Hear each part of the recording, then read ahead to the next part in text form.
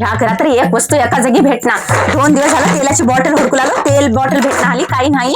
डोकं दुखू लागलं म्हणजे तेल लावणार. ते कुठं ठेवले की काय नाही की तेल लावून तेलाची बॉटल कुठं ठेवलास? तेल तेल तर मी लावूनच घेतलं नाही, किती दिवस झालं बघितलं बी नाही. तू कशाला लावून घेतस? हे केस बघलास की कसे झालेत? हा, खर्राटा झालेत. तेल लावून घ्यायला काय झालंय? कुठे फेकलास तेलाची बॉटल? तेल लावून घ्यावं लागते म्हणून तूच फेकलास आहे की नाही मी घेतलं नाही. नाही? मग कुठे गेली? काय की?